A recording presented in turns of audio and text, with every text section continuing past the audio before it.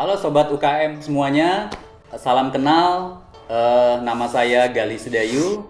Saya berprofesi sebagai seorang fotografer dan pewarta cahaya. Di kesempatan kali ini saya akan berbagi ilmu dengan memberikan materi, informasi dan tips yang berkaitan dengan dunia fotografi. Di mana topik kita kali ini adalah memotret dengan menggunakan ponsel pintar atau smartphone. Nah, mengapa kita memotret dengan menggunakan ponsel pintar? Karena di situasi seperti ini sebenarnya kita bisa memotret di rumah saja dengan menggunakan ponsel pintar yang kita punya. Kita bisa memotret produk UKM yang kita miliki, misalnya kita punya produk makanan, kita punya produk baju, kita punya produk kerajinan, semuanya bisa kita potret dan itu semua kita lakukan bisa dengan di rumah saja gitu. Oke, mari kita mulai. Selamat menyaksikan.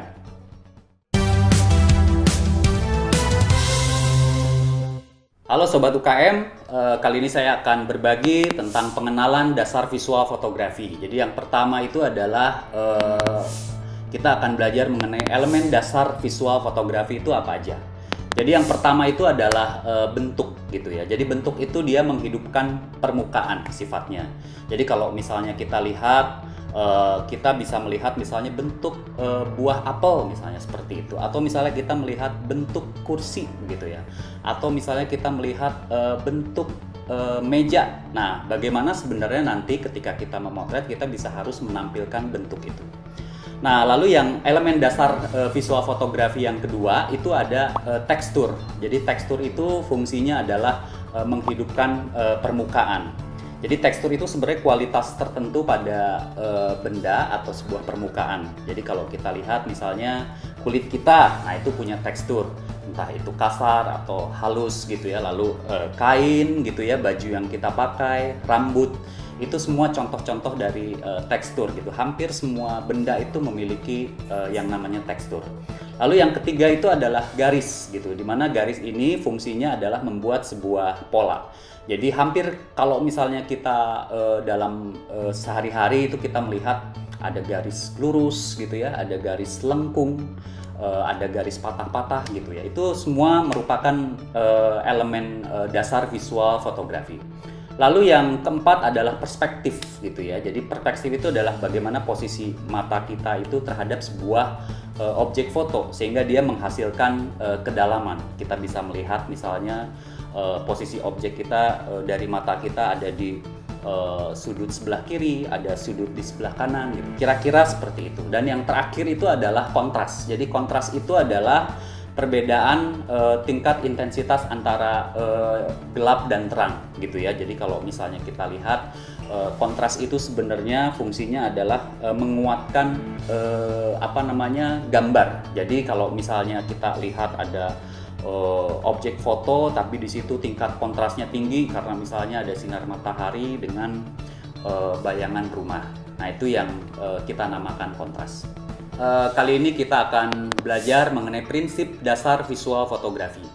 Jadi yang pertama itu ada unsur dominan di dalam visual fotografi. Jadi unsur dominan itu bisa bentuk, bisa warna, bisa ukuran gambar.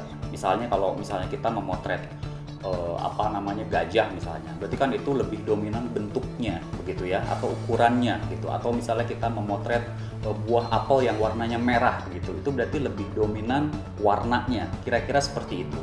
Lalu yang kedua adalah unsur keseimbangan. Nah, ini biasanya keseimbang kalau di dalam visual fotografi itu bukan hanya simetris begitu ya, misalnya jarak objek utama dari kiri ke kanannya, dari atas, dari bawahnya semua gitu. Jadi tidak melulu selalu di tengah, tapi sebenarnya seimbang. Sebagai contoh, misalnya kita bisa melihat sebuah komposisi tertentu, misalnya di sebuah meja makan, itu ada piring, ada garpu, ada sendok, ada gelas gitu yang ditata dengan sedemikian rupa. Nah, itu juga sebenarnya merupakan prinsip keseimbangan. Lalu yang ketiga adalah unsur proporsional gitu ya. Jadi perbandingan gambar. Jadi misalnya katakanlah kalau kita mau motret air terjun gitu ya. Nah, itu supaya kita bisa mendapat kesan tingginya air terjun, itu biasanya kita sertakan misalnya ada orang yang berada di bawah air terjun itu, sehingga kita tahu oh iya itu betapa tingginya air terjun itu yang disebut proporsional. Lalu yang keempat adalah unsur kedalaman gitu ya. Nah, unsur kedalaman ini sebenarnya menyangkut perspektif gitu, sehingga kita kalau misalnya memotret itu nanti akan belajar ada yang namanya latar depan, ada yang namanya latar belakang, sehingga kita bisa menentukan dimensi dari sebuah objek foto. Kalau misalnya ada yang bertanya bagaimana sih sebenarnya visual fotografi yang baik itu gitu ya. Nah, tentunya ada 3. Jadi yang pertama itu adalah memiliki elemen visual tadi yang seperti saya sebutkan gitu ya. Ada bentuk, ada garis, ada perspektif dan lain sebagainya. Lalu yang kedua itu memiliki pesan visual gitu ya. Jadi pesan visual itu misalnya ketika kita memotret tanaman yang hijau gitu. Jadi barangkali kita ingin menyampaikan pesan asri, pesan sejuk gitu ya, dan lain sebagainya. Nah, lalu yang ketiga adalah memiliki ekspresi visual gitu ya. Jadi ketika misalnya kita memotret ada model gitu ya yang menggunakan baju batik misalnya gitu ya. Nah, ketika kita rekam, ketika kita potret gitu ya, si model itu punya ekspresi dari mulai yang hangat gitu ya, atau ceria dan lain sebagainya. Jadi 3 hal itu sebenarnya syarat dari visual fotografi yang baik. Kita sekarang akan membahas tentang proses memotret gitu ya. Nah, memotret ini sendiri sebenarnya adalah proses melihat, lalu merasakan dan merekam. Nah, proses melihat ini menjadi penting. Tapi sebenarnya ada hal yang penting, proses yang penting yang kita lakukan sebelum memotret, yaitu ada yang namanya proses pengamatan atau observasi gitu. Jadi cara mengamati objek foto yang baik itu kita menggunakan metode thinking sideways atau berpikir beda dengan cara yang tidak biasa. Misalnya, kalau misalnya kita terbiasa memotret dengan sudut pandang tertentu, nah kita mencari dengan sudut pandang yang lain. Atau misalnya kita terbiasa memotret objek foto dengan komposisi tertentu, kita mencari alternatif komposisi yang terbaik gitu. Dan nanti kita akan bahas. Nah, lalu cara pemotret bekerja itu seperti apa? Itu ada 2. Jadi yang pertama itu adalah design he observe ya. Jadi melihat dan mengamati objek foto atau istilahnya itu candid. Misalnya kita motret anak kecil yang lagi ngobrol tanpa sepengetahuan mereka, kita foto mereka gitu. Itu kita sebut candid. Lalu yang kedua ada yang namanya design he creates gitu, atau menciptakan dan mengatur objek fotonya. Jadi kita melakukan pose. Misalnya ketika kita akan memotret, biasanya kalau kita motret produk-produk UKM gitu ya. Nah, kita proses desain he creates ini bisa kita lakukan karena kita pasti mengatur dari mulai objek fotonya, dari mulai propertinya gitu ya, semuanya kita atur gitu. Jadi itu yang sebenarnya kita lakukan. Lalu sebenarnya apa saja proses memotret itu? Jadi yang pertama itu adalah kita menentukan jenis pemotretannya. Jadi misalnya kita tentukan kita pengen melakukan pemotretan fashion atau misalnya kuliner atau misalnya kria, kita tentukan dulu. Lalu yang kedua kita tentukan dan persiapkan objek fotonya. Sebagai contoh misalnya kita ingin memotret produk kerudung gitu ya, produk fashion gitu ya, kerudung untuk perempuan hijab. Nah, berarti kita siapkan tuh dari mulai lokasinya misalnya di halaman rumah saja gitu ya. Lalu kita siapkan modelnya yang menggunakan kerudung gitu. Nah, itu kita siapkan semuanya. Baru yang ketiga adalah eksekusi foto. Jadi eksekusi foto itu ya kita melakukan pemotretan gitu sesuai dengan pengetahuan dan wawasan yang kita miliki. Analogi memotret itu sebenarnya seperti memasak. Saya menganalogikannya itu kegiatan memotret itu seperti memasak. Jadi ada kegiatan yang namanya memisahkan gitu ya. Ada kegiatan yang namanya memilih. Nah, apa yang kita pisahkan dan kita pilih itu sebenarnya elemen visual fotografi yang tadi kita pelajari. Ada bentuk, ada garis, ada tekstur, ada perspektif dan lain sebagainya.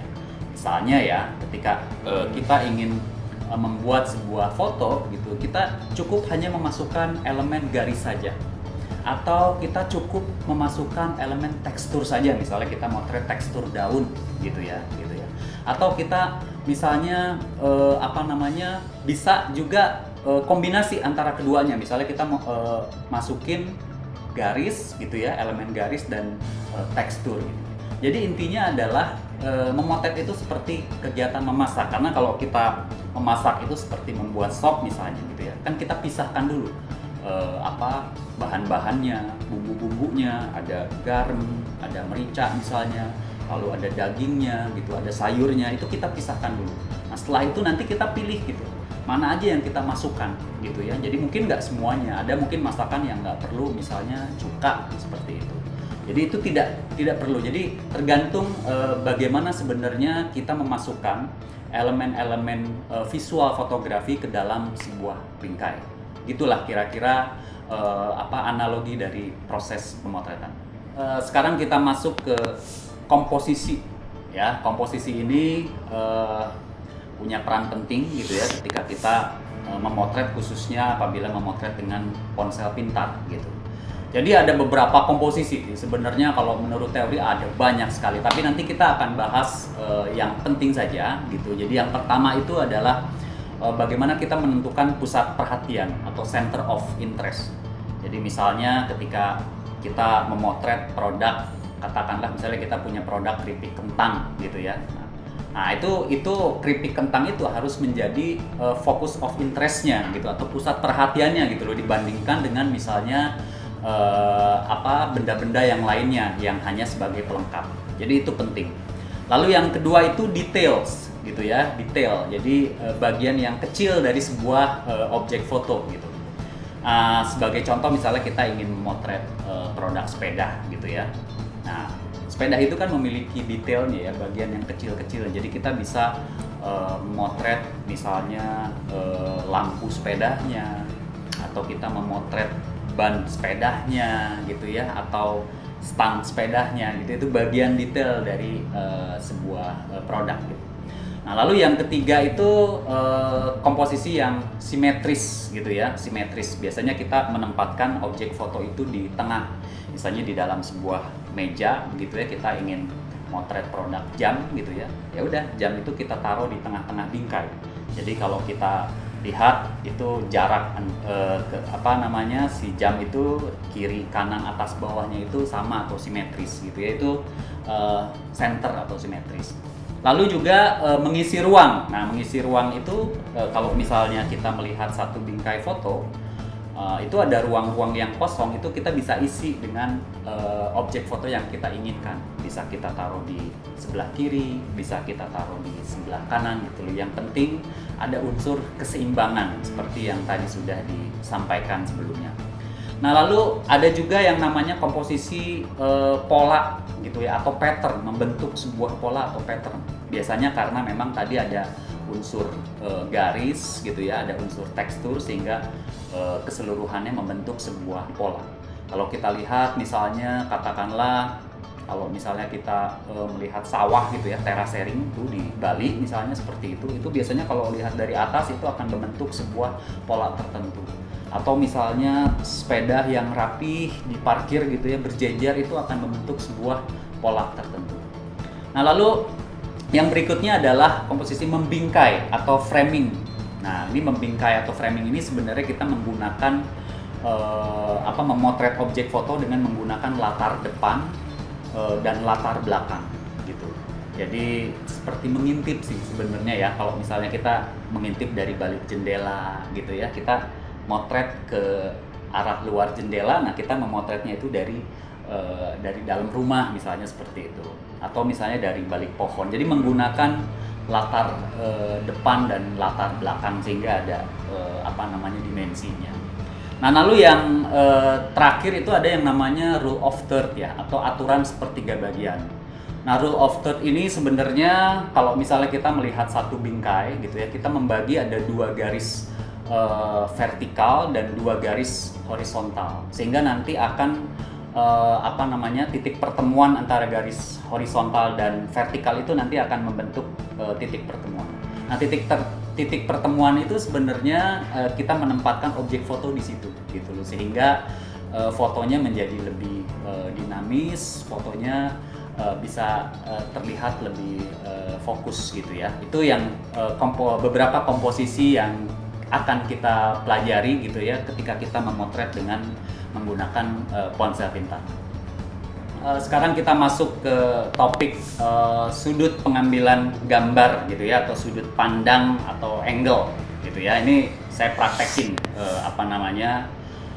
seperti apa sudut pengambilan gambar. Jadi yang pertama itu adalah sudut level mata gitu ya, atau eye level angle. Jadi pandangan kita sejajar dengan mata. Misalnya kita mengambil seperti ini karena objeknya itu sejajar ada di depan mata kita gitu. Jadi itu sudut pandang yang pertama gitu ya, jadi eye level angle. Lalu yang kedua adalah sudut tinggi atau high angle. Jadi kita misalnya objeknya ada di bawah begitu ya, di meja. Nah, kita mengambil objeknya itu memegang kameranya itu menghadap ke objek foto tapi lebih tinggi gitu.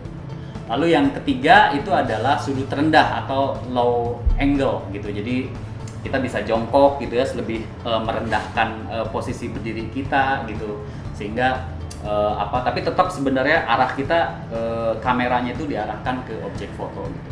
Biasanya kalau misalnya untuk memotret produk itu seperti itu, tapi kalau misalnya motretnya landscape gitu ya, itu biasanya kita seolah-olah kalau yang tadi sudut tinggi itu istilahnya malah jadi kayak pandangan mata burung. Jadi kita seolah-olah kayak jadi burung karena kayak tinggi terbang di angkasa.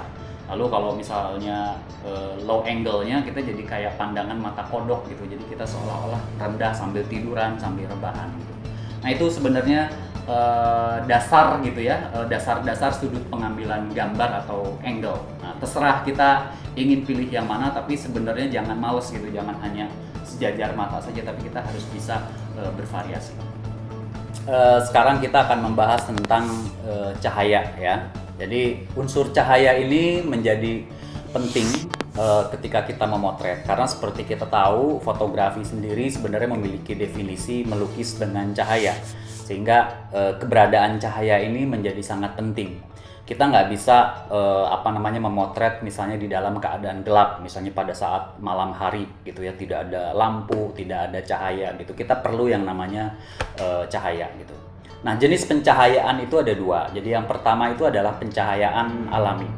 Nah, ini pencahayaan yang bersumber dari sinar matahari gitu ya, bulan yang tersedia gitu loh di alam. Tapi biasanya kita menggunakan yang paling sering kita bisa temukan itu adalah sinar matahari gitu.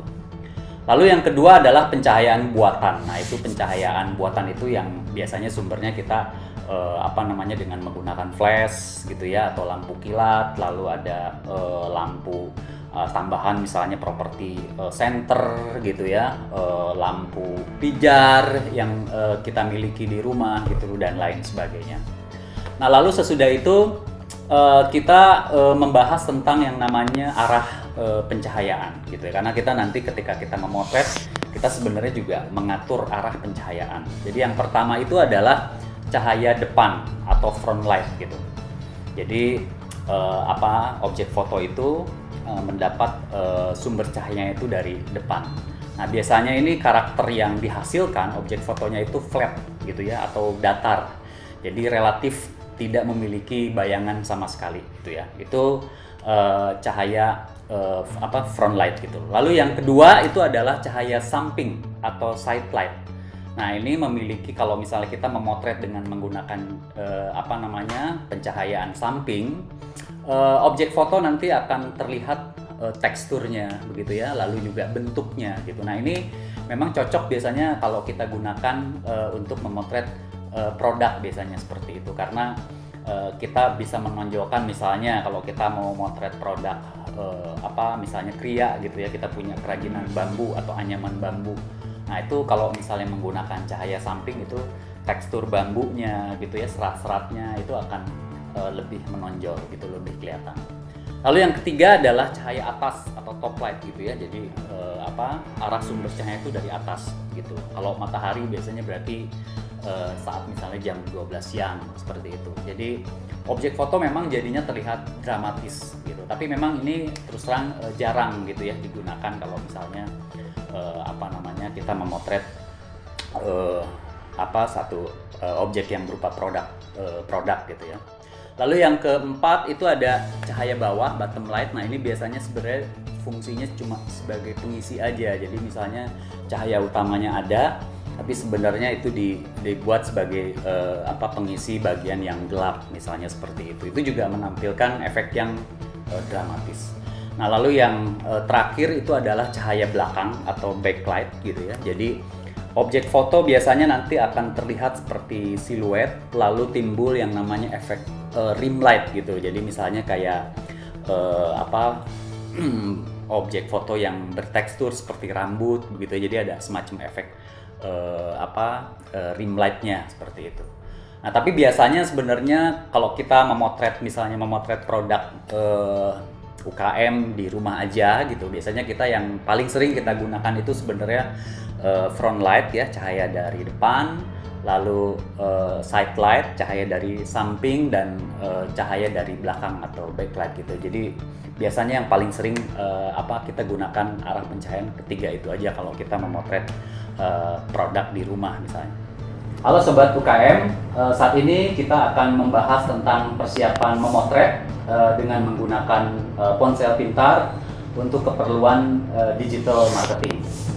Jadi yang pertama tentunya ya kita harus siapkan ponsel pintar kita gitu ya, smartphone kita. Nah, tapi sebenarnya kalau ada yang bertanya ponsel pintar yang seperti apa sih yang baik itu? Ya itu tentunya ada banyak. Jadi yang pertama itu coba cari ponsel pintar yang memiliki megapiksel yang tinggi gitu, yang cukup besar gitu. Karena nanti akan berpengaruh terhadap resolusi foto gitu. Tapi memang bukan hanya faktor megapiksel saja gitu ya, tetapi ada juga faktor sensor kamera gitu ya, jenis lensanya dan lain sebagainya. Tapi yang paling penting kalau menurut saya sebenarnya disesuaikan saja dengan kebutuhan dan juga budget yang kita miliki gitu. Karena kamera yang terbaik adalah kamera yang kita miliki gitu. Jadi kita manfaatkan saja apa yang sudah ada gitu. Nah lalu yang pertama juga tentunya kita harus memahami gitu ya ponsel pintar yang kita miliki gitu, dari tombol-tombolnya, penggunaannya, fasilitasnya, itu semua harus kita pahami gitu sebelum memotret. Lalu yang kedua jangan lupa ngecek baterai gitu. Jadi jangan sampai ketika kita motret baterainya habis gitu. Jadi ini penting gitu ya mengecek, karena kan terlihat dari indikatornya. Nah lalu yang ketiga sebenarnya juga ini yang penting kalau menurut saya adalah membersihkan si lensa kamera gitu. Ini sering tidak disadari. Biasanya kita kalau mau motret langsung motret, padahal sebenarnya ini penting. Nah membersihkan lensa kamera itu bisa macam-macam ya. Kita bisa menggunakan tisu kamera khusus gitu ya. Ini kan biasanya ada di belakang smartphone gitu ya, kita bersihkan lensanya gitu ya secara perlahan gitu, jangan menggunakan baju atau kain yang lain karena kotor gitu. Lalu bisa juga kita untuk body ponsel pintarnya kita bisa gunakan kuas ya seperti ini gitu ya, kita bersihkan debu-debunya, atau dengan menggunakan blower seperti ini, karena ini blower bisa menyingkirkan dan membersihkan debu yang kotor. Jadi kita bersihkan dulu kamera ponsel pintar kita. Nah lalu sesudah itu kita mulai memotret. Nah ini pertama-tama kita tentukan nih objek foto yang kita ingin ambil apa. Misalnya sebagai contoh kita punya produk kopi gitu ya. Nah, ada biji kopi gitu ya. Kita tentukan dulu, oh iya kita ingin memotret kopi. Lalu sesudah itu kita tentukan juga properti gitu ya, benda-benda pendukung. Dan menurut saya itu kita bisa mengambil benda-benda yang ada di rumah saja gitu. Jadi nggak harus kita beli gitu ya. Misalnya di rumah kita punya cangkir gitu ya, kita punya pot bunga gitu ya, kita punya kain gitu. Itu juga bisa kita gunakan sebagai properti pemotretan. Nah lalu kalau misalnya kita memotret memang di rumah kita misalnya nggak ada cahaya matahari langsung gitu ya. Nah kita bisa menggunakan cahaya buatan gitu ya. Sebagai contoh misalnya kita bisa menggunakan lampu belajar ya seperti ini.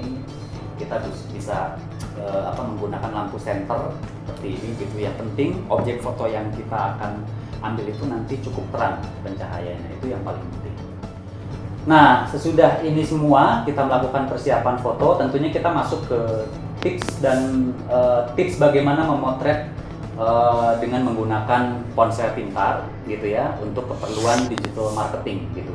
Nah, jadi yang pertama itu sesuaikan fokus dan pencahayaannya gitu ya. Jadi ketika kita memotret gitu, itu biasanya ada selektor fokusnya gitu, dan pencahayaannya itu kita atur gitu.